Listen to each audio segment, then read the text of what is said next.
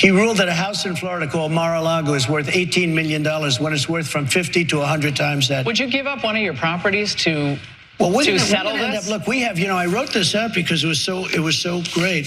I just looked at it. People call up, all of your friends, the lawyers call up. They say, it's the most egregious punishment anybody's ever seen. Tim Scott knows that. He sees it. The Eighth Amendment.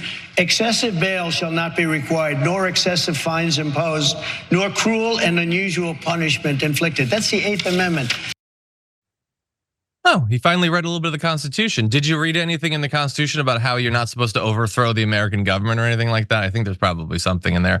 But anyway, this guy's really worried about the cruel and unusual punishment against him because after committing horrendous financial crimes, he now has to pay a large sum of money. He apparently believes that when you are a billionaire, you should be fined $10,000 to $20,000. Effectively, you should be above the law. And all those people in that audience that consider themselves to be opposed to elitism and all that cheered for the idea that the rich should just get away with financial crimes that they would probably be behind bars after having committed. So that was obviously ridiculous. But he talks about how New York needs to be shut down. The truckers are behind me. No, they're not. That fell apart so fast. That idea that the truckers were gonna pull a Canada or a border thing and sweep in to make him look like a victim. Truckers have been responding to reporters saying they're not a part of any kind of movement about that. There was this one guy who has a notable following on TikTok, Samurai Black, who says, this trucker strike, nobody's talked to me about it. And I know a lot of other guys on other platforms. Yeah, no, we've never talked about it either. So one, it's not happening. There's no strike against New York, not over the Trump case, but more and more people are refusing to go because of other issues. He lists a ton of issues with either fees or the difficulty in having really long trucks be able to navigate the streets. Trucker stuff. He's weirdly interested in stuff having to do with truckers rather than people who are struggling to get by, who Donald Trump has never spent a second advocating for the interests of. That instead they should be focused on a rich guy having a small part of his net worth being fined as a result of his criminal acts. And I will remind you, by the way, that even the trucker that started this thing, Chicago Ray, says, I'm no figurehead of any movement. I'm not leading, nor have I encouraged, or am I encouraging anyone to do anything other than what they were doing prior to the ruling on Friday in New York City. So what bothers me about that isn't just the weird way that they've co-opted like truckers as real Americans that they don't advocate for but expect the support of. But Laura Ingraham should know that there's no movement. She doesn't push back on that. And in the beginning of that clip, when Donald Trump says that awful guy says Mar-a-Lago's only worth 18 million rather than 50 to 100 times, she knows that it's not. First of all, Arthur Engeron didn't assess the value of Mar-a-Lago. It was a local assessor doing what assessors do. They establish the value of it. She knows it's not worth 100 times. She sat there as he committed casual fraud about the value of an asset and did nothing. Because of course, if she had fact checked him, she would have been booed out of the building.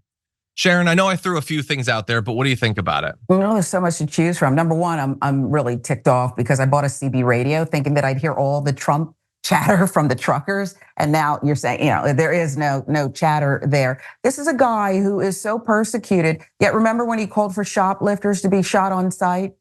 Okay, yeah. Remember that whole thing? The inflation of his assets is Michael Cohen. And by the way, Judge and Gorin said Michael Cohen told the truth. We all know that. The guy who was hit for perjury and whatever else. So Donald Trump, you can't really, I'm not defending Laura Ingraham, but Ingraham, is it? Ingraham or Ingraham? I say Ingraham, but I also at the end of the day don't really care. But. Right, they don't really care. But how do you fact check someone like that? What you do is you probably just don't even sit down with him unless, you're doing it for the Comedy Central or something, Jon Stewart's Monday night appearances, so you can pick it apart. What do you really do here? Why would you bother to put on this? Oh, that's right, it's about the show. That was just a show. So there's no need to fact check. You have a friendly audience. You have a Fox host masquerading as a journalist. So this was just all choreographed. I wonder who directed it.